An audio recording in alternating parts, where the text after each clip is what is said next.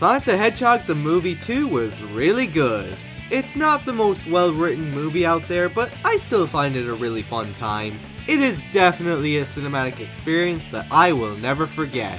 And I am so pumped, but also a little scared to see what they do with Shadow in the next movie. So with the third Sonic the Hedgehog movie possibly taking inspiration from one of the most popular Sonic games, I thought it would be a good time to take a look at that game. Especially since it's actually been over a year since I looked at a Sonic game, which is probably weird considering my avatar is based on a Sonic character. And that game I am of course talking about is Sonic Adventure 2. So just to recap my thoughts on Sonic Adventure 1. I enjoy playing as Sonic, Tails, and Knuckles. Their stages are fun as hell to revisit. While I don't particularly love playing as Gamma, Amy, and Big, they are still at the very least tolerable in my opinion. And the soundtrack is still freaking amazing. However, the story, to be completely honest, really doesn't hold up very well. The story can be nonsensical at times, and while I like the voices for the characters, their acting is very awkward and the lip syncing sucks. And as much as I hate to say it, this game has worse animations than a NetherRealm Studios game. Look, I may not like Mortal Kombat, but just because I like Sonic Adventure doesn't mean that I'm gonna cut it any slack. The animation errors with Sonic Adventure may be more to do with the cutscenes, whereas Mortal Kombat is more in the gameplay department. But still, the animation errors with Sonic Adventure are way more noticeable to me than Mortal Kombat's animation errors. But despite its issues, I still really enjoy Sonic Adventure 1. And it was truly the game that made me the Sonic fan I am today. So I still have a soft spot for it. If you want to know more of what I think of the game, go check out Retro's review of the game where I collabed with him on it. But just so you know, I was going by my stupid old name 3003 Studios at the time. So with Sonic Adventure 1 being a huge deal, Sega greenlit a sequel. But not only would it be a sequel, this would celebrate Sonic's 10th anniversary. The initial reveal trailer showed some levels, a few playable characters, and a mysterious new character who strangely looked a lot like Sonic. Eventually, Sega made a deal with a shoe company called Soap, who offered to sponsor the game after catching wind of the game's rail grinding mechanic that was heavily shown off in the game's demo. Soap was a company that specialized in making shoes that pretty much worked as everyday shoes, but were also made for grinding, you know, like on rollerblades. And with rail grinding being one of Sonic Adventure 2's main gimmicks, Soap saw this as a perfect opportunity to gain more recognition for their brand, especially with Sonic being a very popular name. While the game's production was going smoothly as Sonic Team were more familiar with the Dreamcast hardware than when they were developing Sonic Adventure 1, Sega announced the unfortunate news that on January 31st, the Dreamcast would be discontinued due to poor sales. And it is a darn shame because there was really nothing wrong with the console. It was just that Sony's PlayStation 2 had higher interest, since it was the sequel to the highly successful PlayStation 1, and because it was the cheapest DVD player on the market at the time. I mean seriously, from what I heard, DVD players were crazy expensive back in the early 2000s, and getting a console that could already play the whole PlayStation 1 library and DVDs for a cheaper price than an actual DVD player? Yeah, it's really no wonder how the PlayStation 2 became the best-selling console of all time. So not only was Sonic Adventure 2 set to be Sonic's 10th anniversary game, but it was probably looking to be his last game. So if this were to be the last Sonic game ever, Sonic Team wanted to make damn sure that Sonic went out on an extremely high note. And on June 19th in North America and June 23rd for the rest of the world, 2 months after the discontinuation of the Dreamcast, Sonic Adventure 2 released as the last first-party game for the system.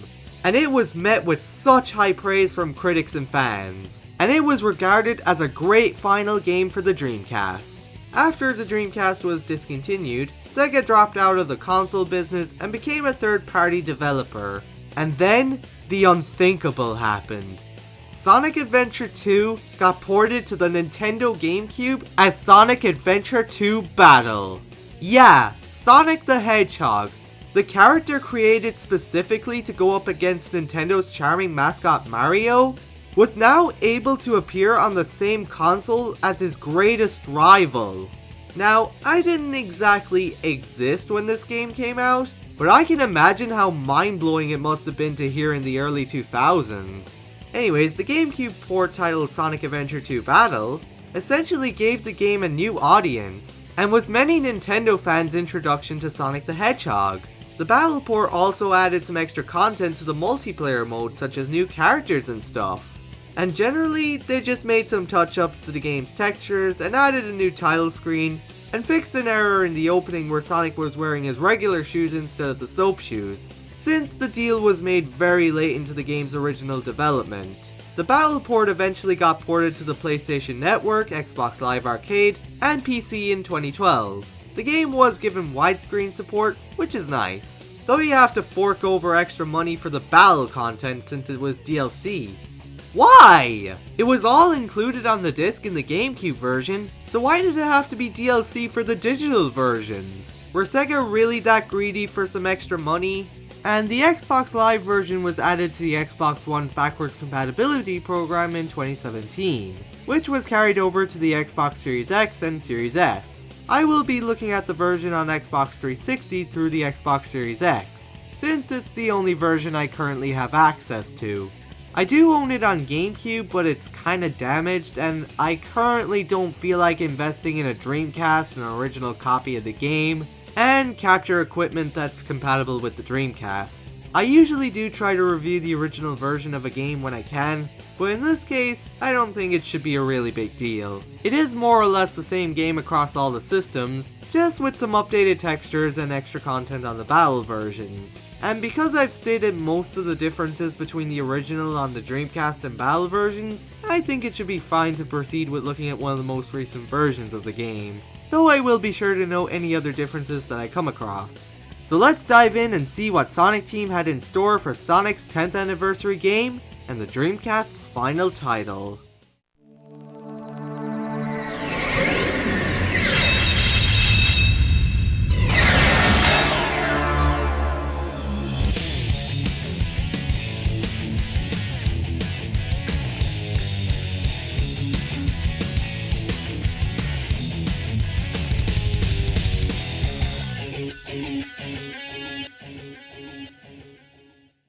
So since I want to make the absolute best analysis on Sonic Adventure 2 as I can, and because it has one of the most interesting stories in the entire Sonic series, I'm going to be going through some of the lore of this game's story. So before we get into the main story of the game, let's go through the events that took place 50 years prior to the game's main plot, since it is pretty integral to it, and it ties into Sonic Adventure 1 pretty well. Though I would recommend playing the game first and then come back since, you know, heavy spoilers and all.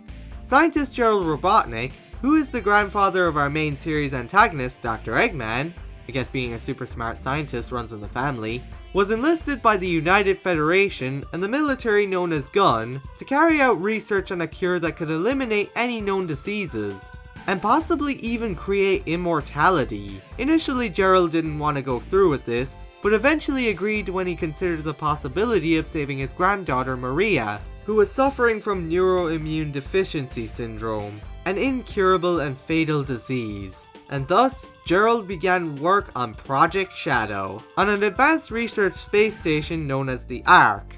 Gerald went through extensive research on the Chaos Emeralds and the Echidna tribe, exploring the Mystic Ruins, and taking notes on the mural of perfect chaos that we saw on the wall back in Sonic Adventure 1. Eventually, he would also find a mural that we saw back in Sonic 3 and Knuckles, depicting the Doomsday battle that was yet to come. And Gerald took huge notes on this powerful looking hedgehog on the mural, using this as a basis for his next design for the Ultimate Life Form, after the failure of using a giant lizard that, although proved to be immortal, lacked the strength to walk, required a life support system, and was very violently natured. The failure and violent nature of the prototype would leak out to GUN, and the staff would start to have doubts and fears towards Project Shadow. But Gerald would not give up, and finally, after years of research, managed to create a more advanced version of the Ultimate Life Form, who possessed immortality without the need of a life support system, and had exceptionally high intelligence. And to ensure that this version of the Ultimate Life Form would not be turned into a weapon, Gerald imparted this hedgehog with heart and personality similar to Maria's. And thus, Shadow the Hedgehog was born. Shadow grew a very close bond with everyone on the Ark, including Maria. Maria had been on the Ark her whole life, to keep her illness in remission thanks to the low gravity. Shadow shared Maria's curiosity to visit Earth, and often questioned his purpose in life, and thought if he visited Earth, he could figure it out for himself. Just as things were looking positive for Project Shadow, the military, being fearful of how expensive and dangerous Project Shadow was, decided that they were gonna wipe out any trace of Project Shadow. And their solution? Kill everyone on board and make it all look like a bloody accident.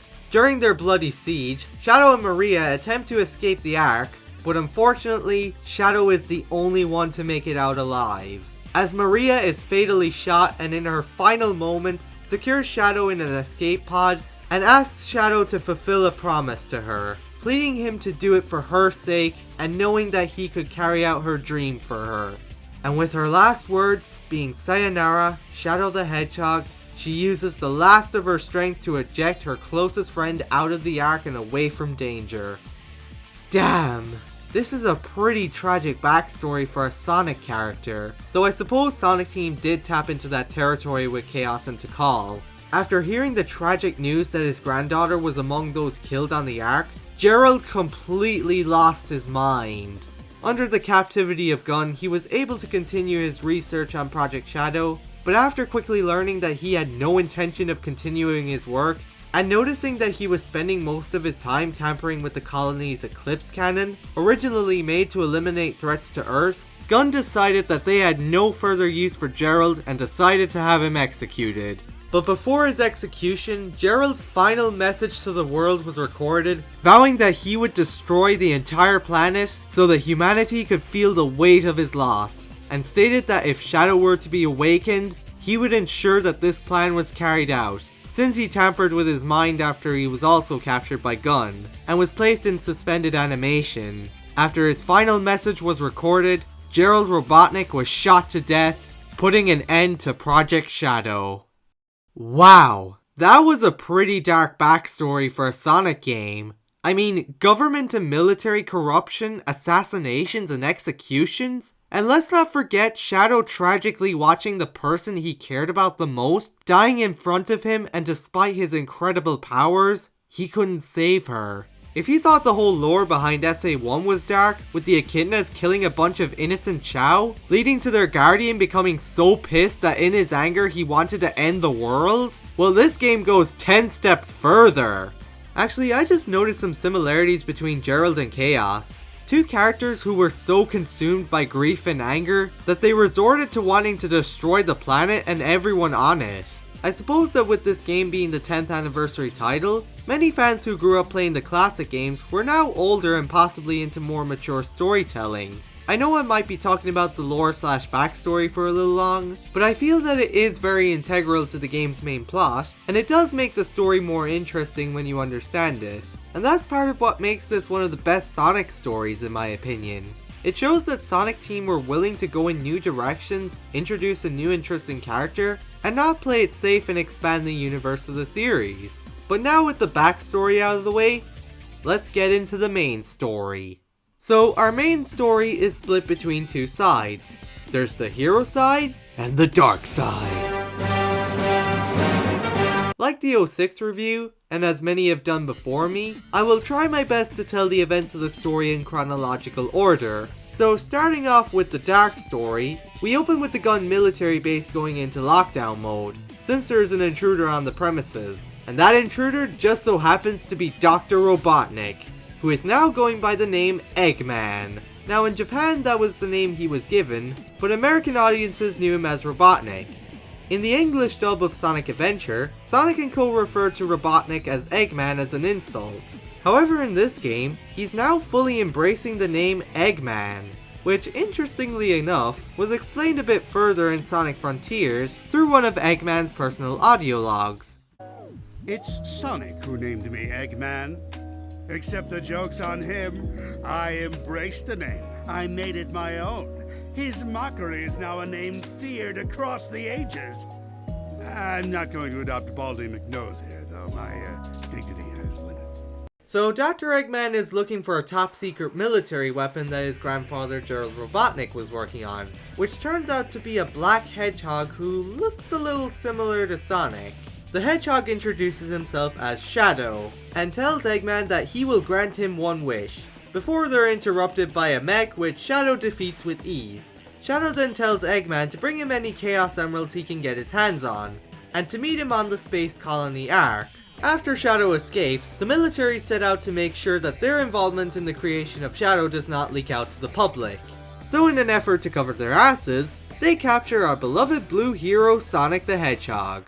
Now, the game may imply that Gun are simply dumbasses to think that the dark colored hedgehog that they had in their captivity for 50 freaking years was the famous hero Sonic the Hedgehog who has saved the planet like, I don't know, 4 fucking times? Or was it 2 planets? Do the classics take place on a different planet while the adventure games take place on the human world?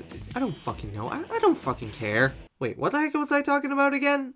Oh right. The game may imply that Gun were simply dumbasses to think that the powerful hedgehog that they kept in their captivity for 50 years was somehow the same hedgehog as the famous hero Sonic. But according to the Japanese version and some fan theories, Gun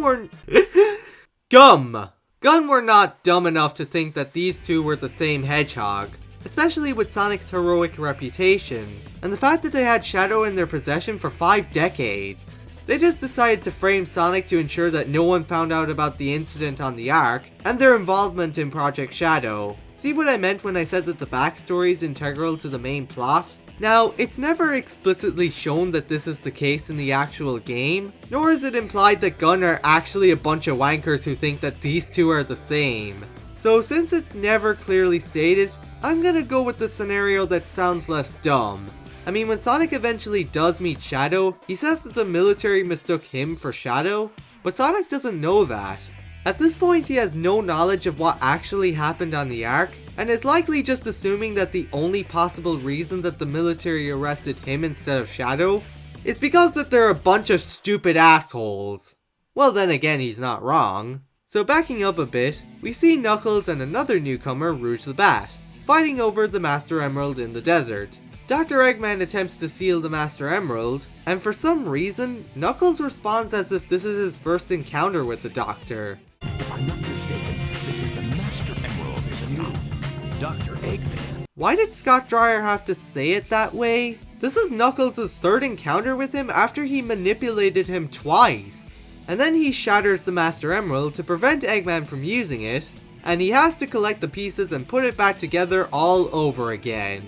But this time he has some competition from Rouge, since she likes collecting jewels. So yeah, Rouge is another new character introduced in this game, and she's another one of my favorite characters.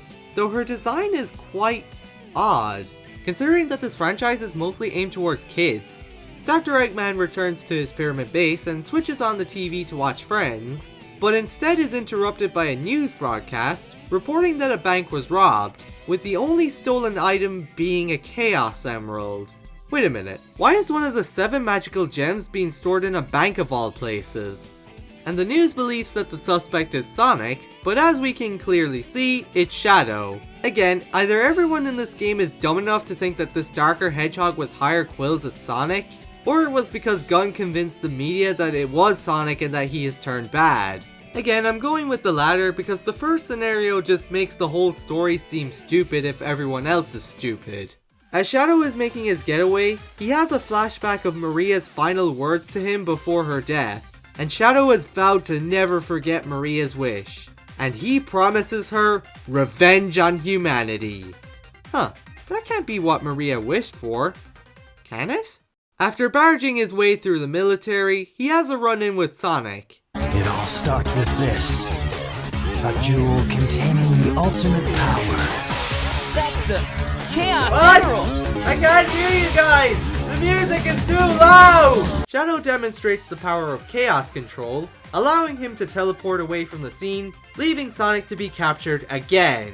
After Shadow and Eggman arrive on the abandoned Ark, Shadow shows Eggman the Eclipse Cannon, capable of pissing on an entire planet. Wait a minute, this wasn't in the script. Who swapped out those words in the script? Who was it? Shadow shows Eggman the Eclipse Cannon, capable of destroying an entire planet. and to bring the cannon to full power, they will need to acquire all 7 Chaos Emeralds. Rouge then enters the room, offering a proposal for an alliance, and that she has knowledge on how to find 3 of the Chaos Emeralds. And Eggman and Shadow decide to trust her, after knowing her for less than 5 minutes. As I said in Retro Sonic Adventure 1 review, Eggman really needs to pick his allies more carefully. The trio then head to Prison Island to acquire 3 of the Chaos Emeralds, and blow the whole place up. Eggman and Shadow run into Amy, who mistakes Shadow for Sonic. Okay, what is it with Amy mistaking every hedgehog she sees for Sonic? Though we do get a moment that shows that Shadow is not just the vengeful edgelord that some people make him out to be these days. Instead of pushing Amy away or giving her an angry look, he just gives her a stupid smile like, what are you doing? It's moments like this that show that Shadow is capable of feeling more emotions than just being angry all the time and trying to look cool. Tails then intervenes with the tornado, which somehow can turn into a mech now, and assuming you're playing from the hero side, Tails wins the battle and Eggman leaves because he misses his wife. Amy then frees Sonic from his cell and informs him that Shadow is working with Dr. Eggman. Rouge then acquires the Chaos Emeralds, but then gets trapped inside the facility, and with the bomb timer set, she believes that this is the end of the line for her. After giving her status over the radio, Shadow then decides to head back to save her, not wanting to let another friend die helplessly. On his way back, he has another run-in with Sonic. Sonic claims him to be a faker, and Shadow deflects by saying that Sonic is not even good enough to be his fake.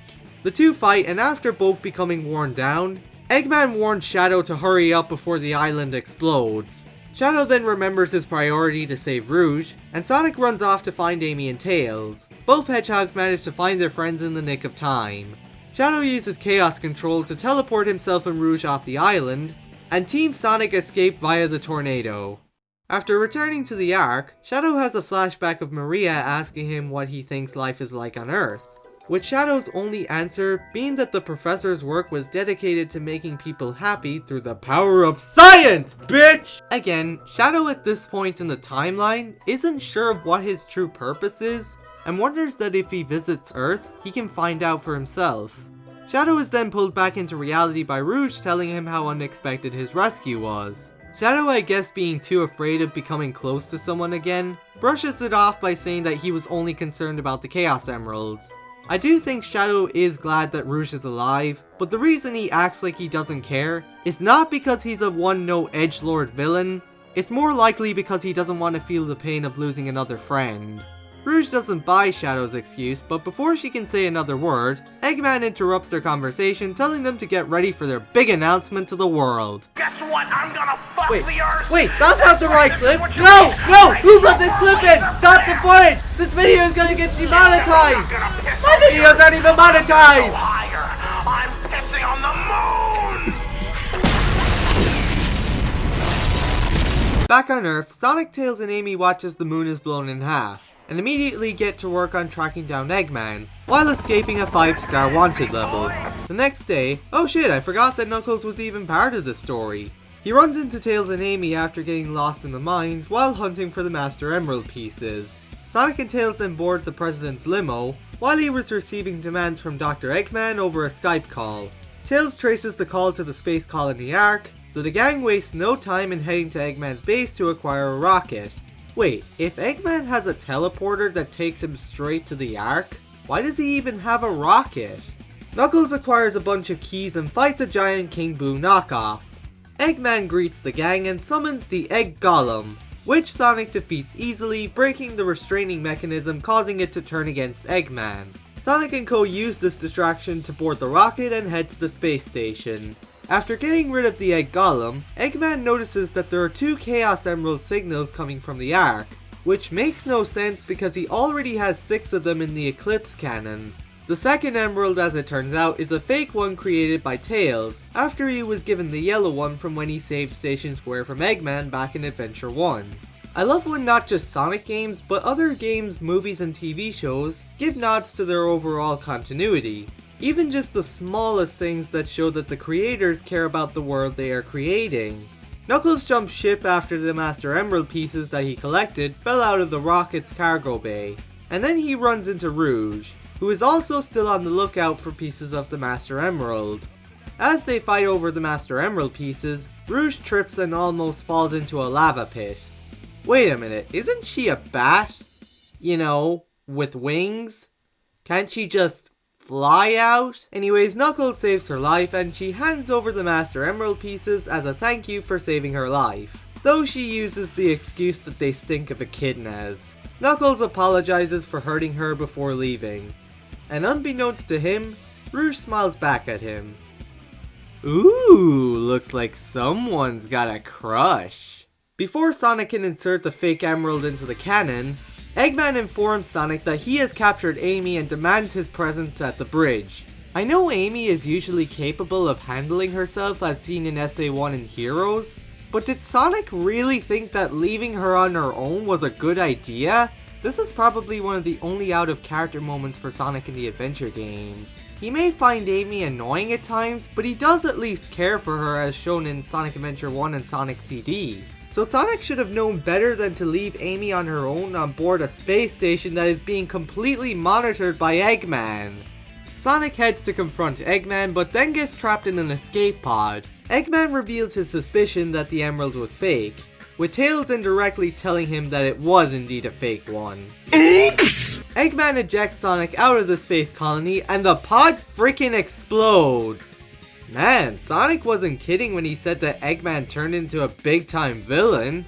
He's no longer your average goofy Saturday morning cartoon villain. He's now going around blowing moons in half, threatening an entire country, and blowing up his arch nemesis in outer space. Tails and Amy are absolutely devastated, and Jennifer Doolittle really sells on making Amy sound so upset after believing that Sonic is now gone. Eggman demands for Tails to hand over the real emerald, but Tails ain't having any of it. After believing that his best friend is gone, he vows to not give up and to save the world from Eggman. This is probably the maddest we've ever seen Tails in the series. No, that doesn't count. Fuck that game. However, while I think Jennifer Doolittle did do a great job at making Amy sound upset and consumed with grief, Connor Bringus, who voices Tails, not to sound rude, but didn't quite make Tails sound as sad and angry as I think he could have been. I understand that he was young when he recorded the lines, but still. I will comment more on the voice acting later. Knuckles returns to the Ark to rendezvous with the others when suddenly a beam of light appears in front of him, and then Sonic teleports onto the Ark, exhausted but otherwise unharmed. As it turns out, Sonic actually successfully managed to pull off Chaos Control, after one try and with a fake emerald. Now people may say that this scene is completely stupid and nonsensical, but I think it's cool. First off, the scene shows that Sonic is a quick thinker, and that he is a fast learner, which is one of his best traits as shown throughout the series. For example, in Generations on the 3DS, when modern Sonic shows classic Sonic how to do an air dash, with him successfully pulling it off after a few tries. And in the console version, while he didn't do it successfully, he did seem to get the gist of it. And remember in Black Knight how quickly he learned how to use the sword? And remember in Unleashed after gaining his werehog form that sacrifices his signature speed in favor of super strength and stretchy arms? He quickly adapts to his new abilities. I mean, just look at these scenes where he swings around like he's Spider-Man. The point is, Sonic is not only the world's fastest hedgehog, he's also a very fast learner and can quickly adapt to a sticky situation. And as Tails mentioned, the fake emerald, while being less powerful than the real one, still has the same wavelength and properties of the real one. And Sonic is shown to be worn down after using Chaos Control for the first time, so he obviously didn't pull it off effortlessly. Knuckles helps Sonic to his feet and Sonic immediately heads for the cannon's core, where Rouge attempts to take the Chaos Emeralds for herself, but then Shadow stops her, revealing that he knows that she is a spy working undercover for the government. Rouge tells Shadow that it was her job to investigate him, and she finds a file containing the original prototype for the ultimate life form. She tells Shadow that his memories may not be real, and asks if he believes he is the real Shadow. Shadow replies that even if his memories are not real, he is still himself, and no matter what, he will fulfill his promise to Mario. And he leaves Rouge with the emeralds after being informed by Eggman that someone is headed towards the cannon. Wait, if Rouge is working for the government, meaning that she's a good guy, wouldn't she attempt to stop the cannon from firing again? You know, the cannon that is set to destroy a whole country? And not to mention the country whose president hired Rouge in the first place to look into Project Shadow? This is one of the only legitimately confusing parts of the entire story for me. Look, I love this game's story and all, but this moment just confuses the hell out of me. Shadow finds Sonic heading for the cannon and claims that he never ceases to surprise him. Sonic shows that Shadow pretty much saved his life, showing him the fake Chaos Emerald, and Shadow is kind of impressed. He asks Sonic what he is, with Sonic simply responding with, What you see is what you get. Just a guy that loves adventure. I'm Sonic the Hedgehog. That line perfectly describes Sonic, and Ryan Drummond absolutely nailed that line. It's just a darn shame that the music is a little too fucking loud! So whether you're playing from the hero or villain's perspective, the outcome of the Tails and Eggman battle really doesn't change. Whether Eggman wins or loses, he gets away. And this is where the canon ending is difficult to determine. The dark story ends with Eggman arming the cannon with the final Chaos Emerald, basically meaning that he won. But the hero ending shows Sonic destroying the cannon, signifying that the heroes won. And this is especially gonna be confusing when we talk about another factor later. But overall, to sum up the quality of both stories, both are handled pretty well for the most part. Minus a few inconsistencies with the story, it's entertaining and at least has a lot of good lines. The writing is much better this time around, and the cutscene animations are much better this time. Again, since Sonic Team were more familiar with the Dreamcast hardware, they were able to improve upon the animations and make it look less awkward than last time. However, the lip syncing, while not as horrible as Sonic Adventure 1, is still not perfect, which is a shame. But the voice acting this time around is much better. Ryan Drummond absolutely killed it as Sonic this time around. He's still my favorite voice for the character since he captures Sonic's youthful and energetic personality, and it especially shines in this game. In my opinion, this was his best performance as the character. Not to say that he does a bad job in Sonic Adventure 1 or Heroes, and while he does sound a little different in Emmy Jones' Sonic and Tails R radio series, I still think he does a great job at voicing the character. Why do you say R radio? The R stands for radio. Whenever I hear Sonic with Ryan's voice, I don't hear Ryan trying to do Sonic, I just hear Sonic. Even when he is older and likely doing the voice after years of not practicing it, he still sounds like Sonic to me. Jason Griffith and Ben Schwartz are great too, and Roger Craig Smith is alright. But Ryan Drummond will always be the best Sonic voice to me. Dean Bristow does a great job as Dr. Eggman once again. I still prefer Mike Pollock's take on the character, but I like Dean Bristow's take as well. Jennifer Doolittle does a great job as Amy once again, especially in that one scene I mentioned. Now for the newcomers and recasted characters. Tails in Sonic Adventure 1 was voiced by Corey Bringas, but as you probably know, he hit puberty and all, so they had to get a new voice for Tails. Tails in Sonic Adventure 2 is voiced by Corey's younger brother Connor, and while his performance is not great, I do think he did a better job than his older brother. Though there are some parts where he does sound a bit awkward, like in that one scene.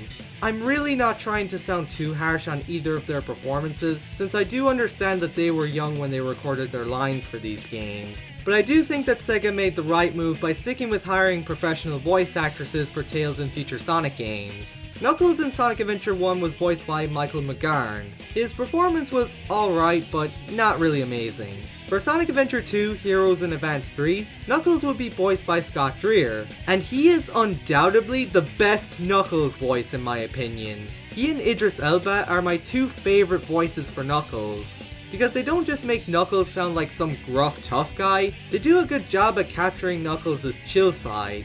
Knuckles may be a tough guy, but he does have his chill moments. And finally, we have the new characters. Rouge the Bat is voiced by this game's casting director, Lonnie Manella. Lani Minella is also known for voicing some of the Koopalings from the Super Mario series, and she also voiced Pit and Lucas in Super Smash Bros. Brawl, and a bunch of other games. And finally, for our main newcomer, Shadow the Hedgehog. He is voiced by David Humphrey, and he does a really good job at giving us our first impression of Shadow.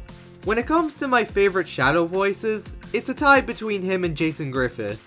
And funny enough, Ryan and David were actually really good friends, and it was actually Ryan who got him the role in the first place.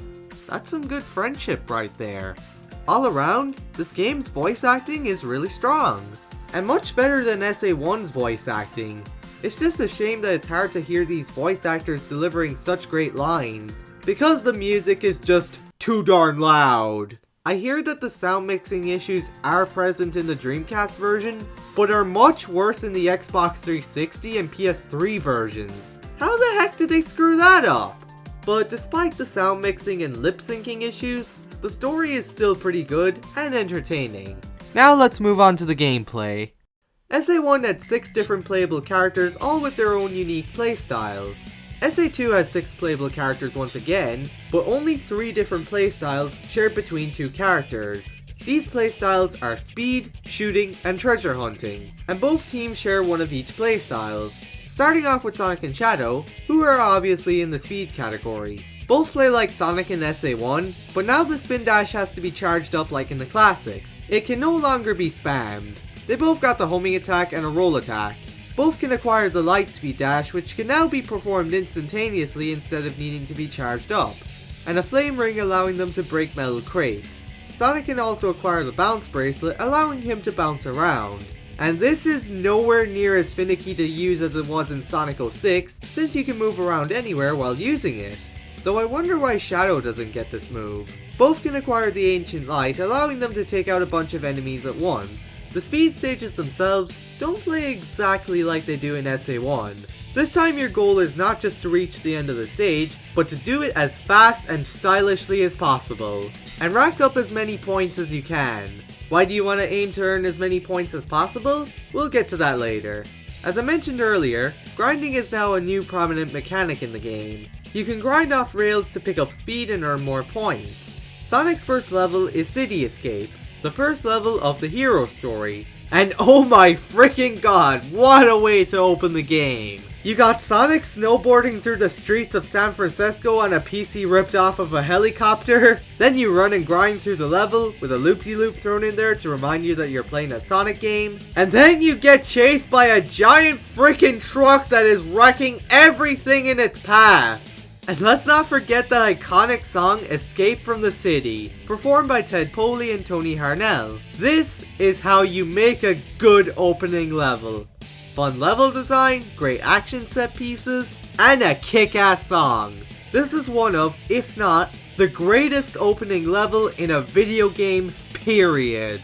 Rolling around at the speed of sound. Next up is Metal Harbor, another fun level.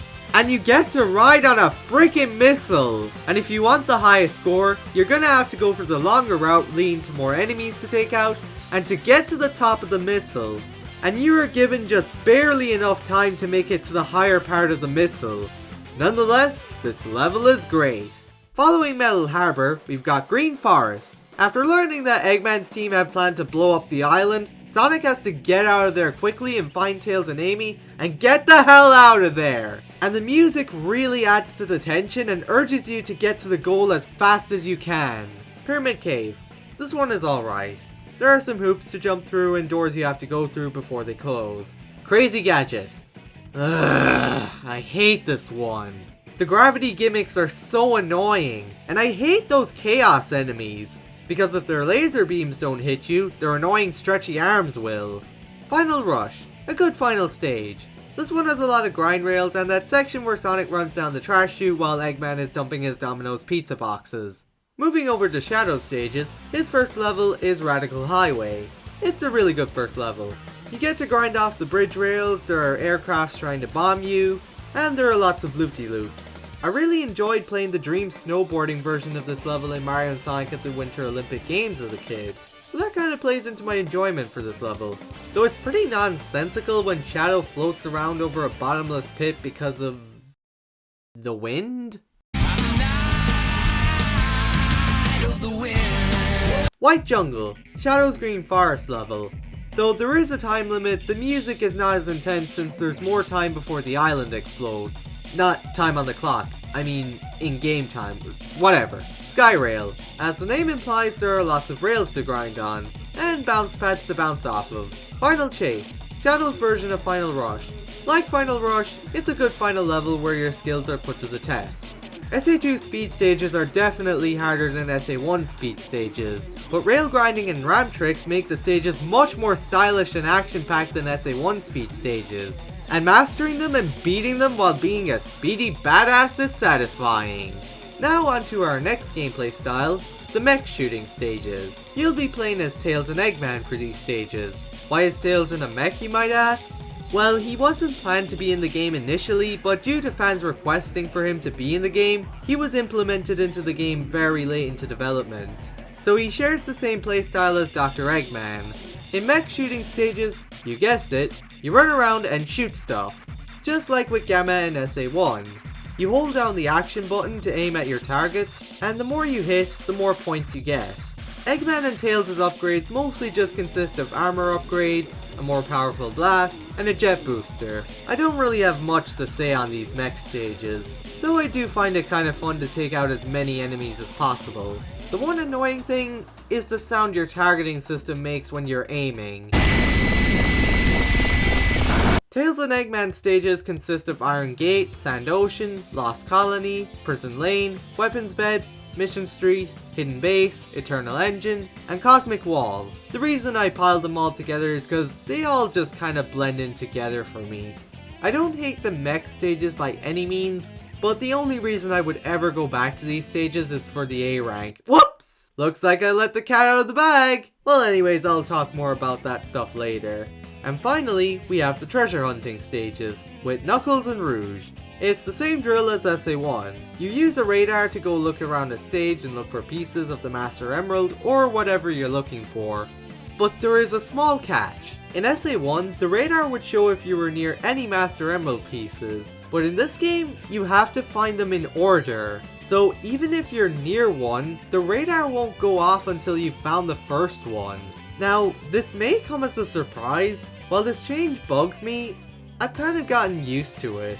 And there were even some instances where I found a Master Emerald piece out of the intended order. What the heck? Am I even supposed to be able to do that? I don't think so, because from what I remember, that's what I heard online. Anyways, Knuckles and Rouge's digging upgrades are the pink nails and the shovel claw, allowing them to dig into the ground or walls for emerald pieces, or if you're lucky, some items. For breaking metal boxes, Knuckles gets the hammer gloves, and Rouge gets the iron boots. Knuckles can also acquire an air necklace to breathe underwater for as long as you want. How come Rouge doesn't get one? And finally, to scope out the stuff you'd normally not see, you get sunglasses for Knuckles and a treasure scope for Rouge. Knuckles' first stage is Wild Canyon. It's a simple and easy opening level. There's a big windy part that sends you going whee! Pumpkin Hill. Oh my god, yet another iconic level, because of one thing, the music. Just a shame that the guy who sang it is a shithead. More on that later. Aquatic Mine. The water raising and draining thing is annoying. Overall, this level is just tolerable. Death Chamber. This one is certainly better than Aquatic Mine, but still not great. It can be easy to get lost. Meteor Herd. Oh my god, this level is way too fucking big! Moving over to Rouge's stages, we start off with Dry Lagoon. A nice first level, and more interesting than Wild Canyon. There are turtles that will take you to certain areas in the level. It may be confusing at first, but when you learn the stage layout, you can beat it quite easily. Egg Quarters is Death Chamber but more annoying. Since there's that drone you always have to avoid, and once it spots you, it's impossible to avoid taking a hit. Security Hall has those annoying doors that you have to unlock from the top floor. But other than that, this level is okay. Mad Space. Screw this level! If you thought Meteor Herd was tough, this is 12 times worse. Getting from one planet to another is just so freaking annoying. Ugh! Overall, the treasure hunting has some not so good levels, but I still find them okay for the most part. Also, all the characters can gain access to the Mystic Melody, which allows them to teleport when near an ancient ruin. It usually leads to a path to complete a mission, which I will get into later. Overall, in terms of the playstyles and stage lineup, I would say I prefer SA2 over SA1. Every gameplay style is much better with the exception of the treasure hunting stages, and even those are only a minor downgrade in my opinion. But one big problem that this game has is with its button mapping. You see, for example, with Sonic, the spin dash, bounce, lightspeed dash, and roll are all mapped to the X/B button. Don't worry about any confusion, the Dreamcast and Xbox have the exact same face button layouts. So sometimes when I want to do a lightspeed dash, instead I do a roll, or when I do want to use a lightspeed dash, but instead I use the bounce. Seriously, Sonic Team, there are 4 buttons right on the front of the controller! How is that not enough to work with? Now for possibly the biggest change SA2 brings to the table, the ranking system. So every time you beat a stage, the game ranks you on your performance on a scale from E to A. The ranking system can understandably be disencouraging for some who just want to play the game and enjoy it. But the ranking system is also there to encourage replayability, and for the player to get better at the game. And when you experiment with taking different paths and trying to figure out the best way to beat a stage as fast as possible, and when you finally earn that sweet A rank, you feel like you earned it. You are the boss and you mastered the stage. Yeah! So for those playing the game for the first time who may struggle with the stages on their first go, and then took some time to practice the stage, may perform better on their second playthrough of the game. Though I do agree that the ranking system can be cruel at times. Like, one death near the end of the stage, after doing an overall really good run, can be enough to bring your grade all the way down to an E rank, which I think is really unfair for just one mistake, especially for casual players.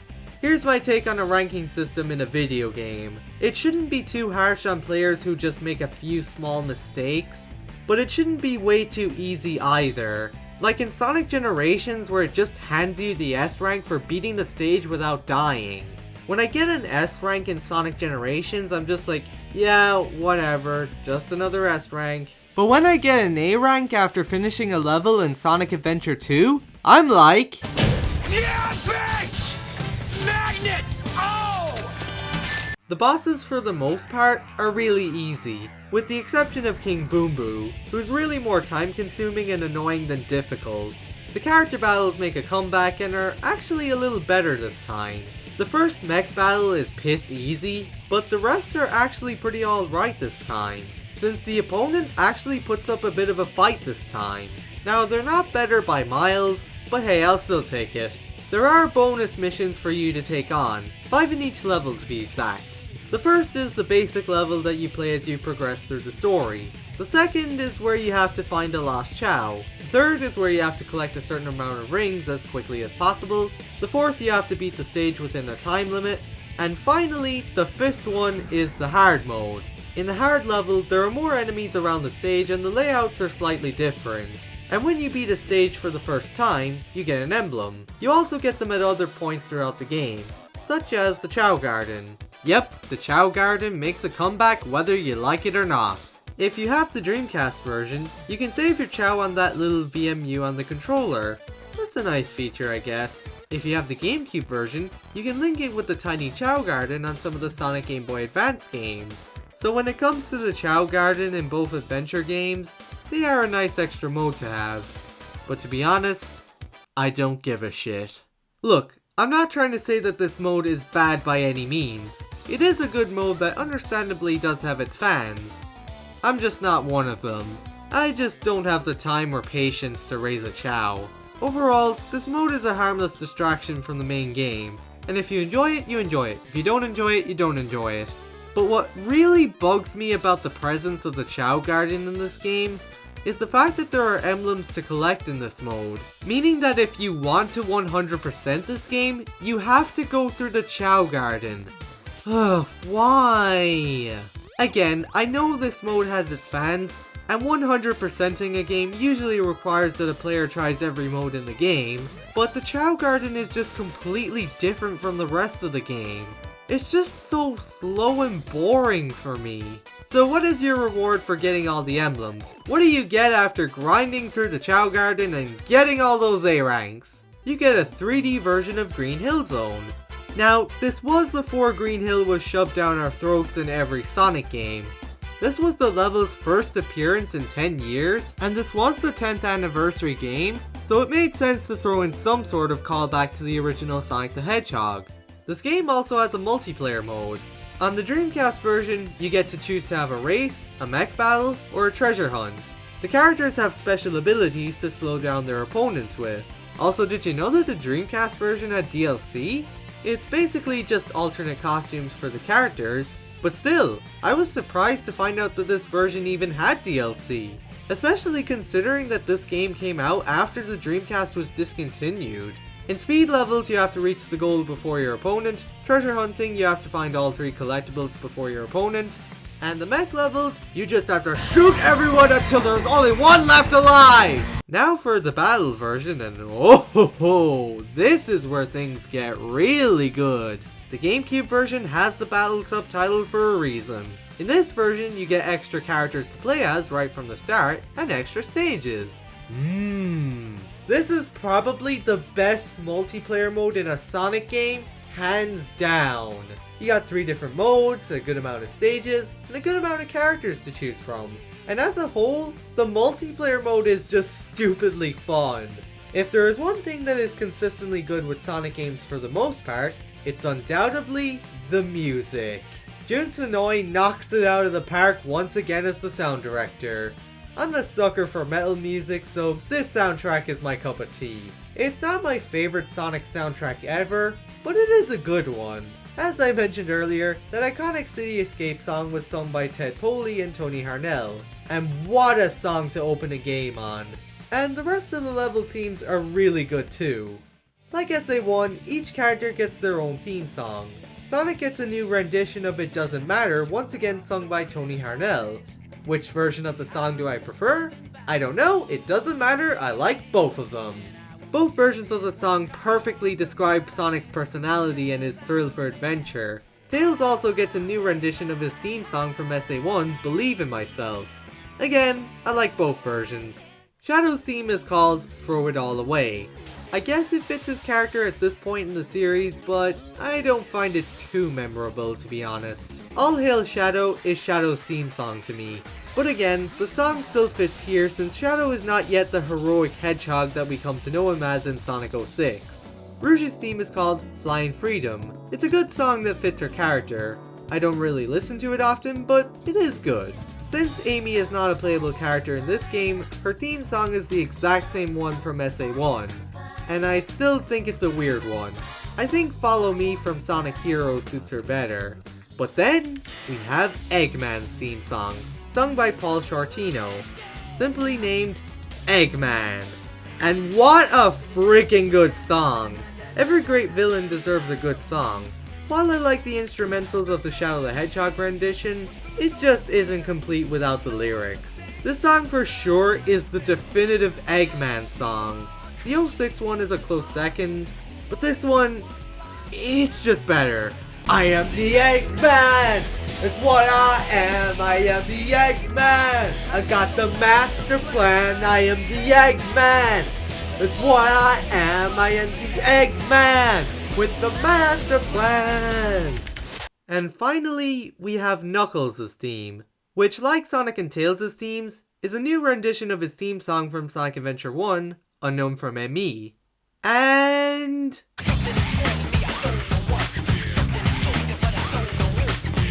yeah, this time it's not even close. The original is just miles better.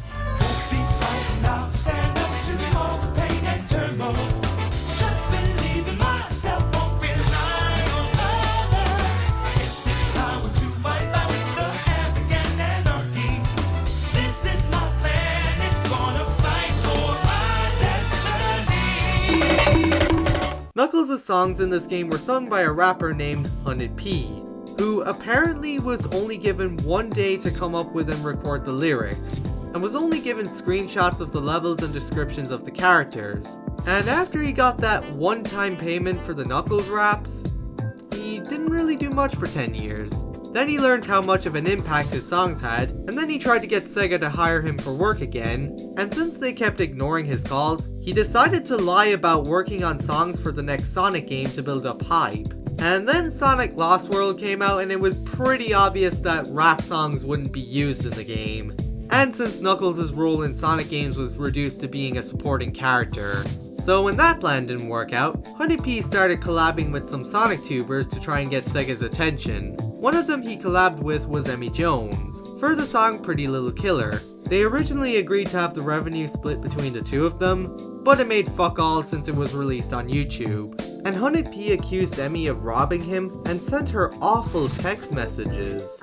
And finally, he tried to convince the Sonic fanbase that he wasn't paid for his work on SA2, which of course was a fucking lie, since he said this in a Charity Room interview that completely contradicts that. If I had some kind of ties with royalty to this thing, I would definitely be, I would have knew it then, because I would have been like, where all this money coming from? So I would have definitely been in tune with it. So, yeah, if you really want to know more about the whole Honeybee situation, I recommend checking out LS Mark's video on the whole thing that he made on his second channel, Splash Dash. He explains it a lot better than I can. But bottom line, Honeybee, you are a stupid piece of shit! And he totally deserved being credited as 100p in the game's credits. That's honestly pretty hysterical considering how much of a piece of trash he is. So anyways, despite that, the game's music slaps. So overall, this game is very good. Good music, good graphics by Dreamcast standards, fun levels, and an entertaining story. Though the ending for both Hero and Dark feel a bit incomplete. And that's where the final story comes in. So after Eggman inserts the final emerald into the cannon, the colony suddenly starts to accelerate towards Earth. Just then, the video of Gerald's last moments and threat towards humanity is broadcasted throughout the Ark and to the entire planet. Gerald states that once the 7 Chaos Emeralds are inserted into the cannon, the Ark would head straight for Earth, destroying it, so that humanity could feel the weight of Gerald's loss. Eggman then meets up with Sonic, Tails, Knuckles, Amy, and Rouge, and he is surprised to see that Sonic is still alive after escaping the capsule. He shows everyone his grandfather's diary, where Gerald expresses his anger and guilt over Maria's death. Interestingly, he also expresses how he almost didn't want to go through with this revenge plan, but all he knew is that he wanted it. Reminds me of Martin Lee from Spider-Man PS4, where if you look at his diary, he similarly expresses how he doesn't want to go through with his transformation to Mr. Negative, but his desire for revenge on Norman Osborn consumed him. Kinda like how Gerald's grief and anger consumed him. I wonder if the writers of Spider-Man PS4 played this game. Just when all hope seems lost, Rouge gets a bright idea. She recalls Knuckles mentioning the Master Emerald's ability to stop the power of the Chaos Emeralds. And it is here we can see that Knuckles actually has the ability to shrink the Master Emerald and put it in his pocket? You know how people complain about Knuckles' role in future Sonic games makes no sense since his duty was to guard the Master Emerald? But I guess now that Chaos isn't a problem anymore, since Tikal took him to Potato Land, Knuckles no longer has to shoulder the responsibility of keeping the Master Emerald on Angel Island and staying isolated from everyone. Sure, the Master Emerald still is a powerful object since it has the power to stop 7 of the most powerful gems in the world, but Chaos is no longer imprisoned in the Emerald, so Knuckles has the freedom to go out into the world and make new friends, while still maintaining his duty of guarding the Emerald, but by keeping it on him at all times. And he's one of the only beings in the Sonic universe who knows how to utilize its power, though then again, I guess anyone can overhear him saying the ritual. Everyone agrees to put their differences aside and work together to save the planet. Amy comes across Shadow and pleads him to help the others, but Shadow ignores her pleas, stating that even if he had the motive to help everyone, he believes that it's too late as the Ark is only minutes away from impacting Earth. Amy says that while the world may have its share of bad and selfish people, there are still plenty of people who aspire to be good and have it in them to do the right thing if they try their best. So I guess in other words, if there's bad, good will rise up against it. Amy implores Shadow to do it for them and to give them a chance, and Amy's words echo Maria's last words to Shadow before her death. And it's thanks to Amy's pleas, Gerald's meddling with Shadow's mind is undone, and Shadow fully remembers Maria's last request to him, to give humanity a chance to be happy and fulfill their dreams, and assuring him that she knows he can do it. Shadow is heartbroken by the realization of what he's done, but he lets out a tear. Thanks to Amy, Shadow is reminded that he was brought into the world to help people, and that he can still choose to do the right thing. And with that, Shadow leaves to fulfill his true promise to the person he cared about the most, which he now shares with the girl who helped him remember his true purpose. Sonic and Knuckles reach the cannon's core, and Knuckles notes that the shrine looks just like the Master Emerald shrine back on Angel Island. Sonic says that it was likely built that way to harness the power of the Chaos Emeralds. That's another good way of tying Adventure 1 with Adventure 2, so it feels like a true sequel. Just then, the two friendly rivals are confronted by the giant beast, which turns out to be none other than the Bio-Lizard, the prototype of the ultimate life form. Shadow steps in to distract the creature, while Sonic and Knuckles stop the Chaos Emeralds. I like the concept of the prototype fighting the final version, but this boss fight sucks! Sometimes I keep accidentally jumping onto the Club Orange pool and getting dragged away by the current. Other times I try to land a hit on the Bio-Lizard's life system. I keep missing, taking a hit, dying, and having to start the fight all over again. So as Shadow is distracting the Bio-Lizard, Knuckles performs the same ritual to Call performed in Sonic Adventure 1. The 7 emeralds are the servers. Chaos is power, enriched by the heart. The controller serves to unify the chaos. The 7 emeralds can change our thoughts into power. If this emerald controls that power, please, you must stop him. The servers are the 7 chaos. Chaos is power. Power is enriched by the heart. The controller is the one that unifies the chaos. Only you can do this. Stop the Chaos Emeralds! Again, I love how the two games are tied together. This is how you write a good sequel. The ritual seems to work and stops the power of the Chaos Emeralds, but then the Bio-Lizard transports itself outside the Ark, as Gerald also meddled with its mind as a failsafe, to ensure the colony stayed on its collision course. Knuckles is unsure of what to do, and asks Sonic if he has any ideas left, and Sonic and Shadow nod to each other, knowing what must be done. And together, the two hedgehogs harness the power of all 7 Chaos Emeralds to transform into their super forms, and the final battle begins. Wait, why doesn't Knuckles get to join the fight? He can use the power of the Chaos Emeralds too. And as we see in Sonic 06, the Chaos Emeralds can handle up to 3 super forms. Though then again, I suppose this is Sonic's first time sharing the power of the Emeralds with another teammate, and Shadow wanted to make sure that the world didn't get destroyed for his mistakes. So, the final hazard. Honestly, I don't know why, but I didn't find this boss too hard. I did die a few times, but other than that, this boss didn't give me too much trouble. Though I would have liked if you could switch between Sonic and Shadow by pressing a button instead of having to fly over to the other side of the Bio-Lizard. Like, I don't think the game made it very clear on how you're supposed to switch between the two characters. Or maybe just because I wasn't paying attention. Also, apparently David Humphrey wasn't available to record the last of Shadow's lines for this boss fight, so Ryan Drummond filled in for him. Again, what a good friend. And he does a pretty good impression of David Humphrey's Shadow voice.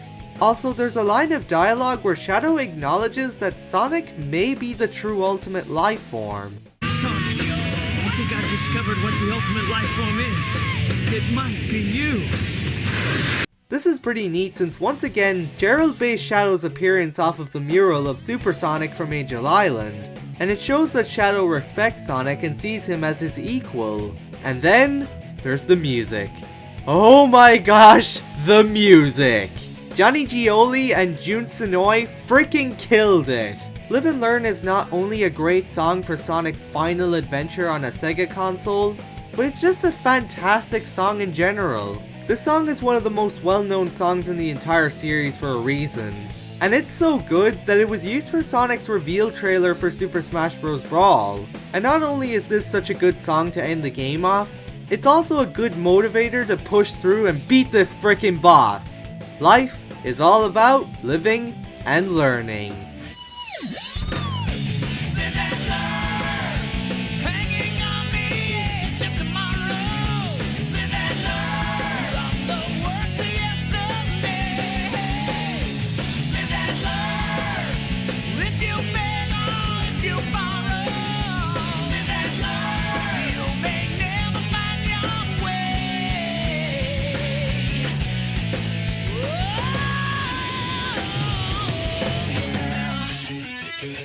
Sonic and Shadow manage to defeat the Bio-Lizard, and with their combined power of chaos control, they teleport the Ark back to its spot above Earth, and everyone on Earth celebrates in relief. But unfortunately, Shadow gave every ounce of his strength to save Earth, and fell to the planet below. But he was okay with it. He was still satisfied to know that humanity didn't perish for his mistakes, and that he was able to fulfill his true promise to Maria. Sonic returns to the colony alone, and from one look on his face, the others are informed that Shadow, unfortunately, didn't make it. Sonic gives Rouge Shadow's inhibitor ring, indicating that Shadow used every ounce of his power to stop the colony. Eggman reflects on his grandfather's decisions, still having a hard time believing that he wanted to destroy the entire planet. I mean, Eggman may be evil, but he only wants to conquer the world, not destroy it. And my guess is that he just wanted to use the cannon as a threat. He tells Tails that he used to look up to his grandfather and wanted to be a great scientist just like him. But instead of giving an appropriate response, Tails just goes like, "Yeah! We all did it together! Yeah!" And as everyone prepares to go home, Sonic takes one last moment in respect for Shadow and says, Sayonara, Shadow the Hedgehog. Man, I freaking love Ryan Drummond as Sonic. And as the credits continue to roll, we once again get to hear Crush 40's Live and Learn. Every day brings a new adventure, but for now, rest easy heroes. And we get a final image of Shadow, the hero who gave his life to save the world. Damn, what a good story. So, that was Sonic Adventure 2. And what a damn good game! Sonic Team frickin' delivered with making this the best Sonic game they could for the series' 10th anniversary, and a wonderful send-off for the Sega Dreamcast. Back when this game first released back in 2001, it got such high praise. An IGN member even stated, "If this is the last Sonic game in these declining Dreamcast years, it's satisfying to know that the DC didn't go out with a bang, but a Sonic boom." Yep. An IGN member said that. I know IGN has many members with differing opinions, but considering their history with the Blue Blur, it's pretty wild to think that someone at IGN found this game to be that good. And to this day, Sonic Adventure 2 is still looked back on very fondly. Sonic Team really put their hearts and souls into this one, considering the future of the series being uncertain with the decline of the Dreamcast. Eventually, when the game got ported to the Nintendo GameCube, Sonic the Hedgehog found a new audience with Nintendo fans, and Sonic Adventure 2 became the best-selling third-party game for the GameCube. So, needless to say, this was probably one of the most impactful games in the series. It had a flawed but deep and well-executed story, the voice acting was improved, the music was amazing once again, the stages were fun, the multiplayer mode is stupid fun, and I suppose the Chao Garden does have its fans. And this game introduced us to one of the best characters in the whole series, who's widely known for being a fan favorite. Now while he was flanderized a lot in future games, I'm happy to see that Prime has given us a Shadow that isn't an angry asshole for the sake of being an angry asshole. And I really hope that the third live action Sonic movie gives us a well written Shadow as well. Oh, and let's not forget about Rouge too, who also became a fan favorite after this game. And many of the songs from this game are still praised and used in future Sonic games. Live and Learn is probably one of the first songs that comes to people's minds when they think of Sonic or Crush 40. City Escape is so damn catchy, and the stage was even brought back in Sonic Generations. That's how you know it's an iconic level. And let's be real, even though I think we can all agree that Honey P is an absolute piece of trash, Pumpkin Hill is still a good song. And let's not forget Eggman by Paul Shortino. The 06 theme for Eggman may have stuck too, but nothing beats his SA2 theme. I mean, it's so good it was reused in Sonic Generations and Shadow the Hedgehog. That song is a great example of how to do a good villain theme.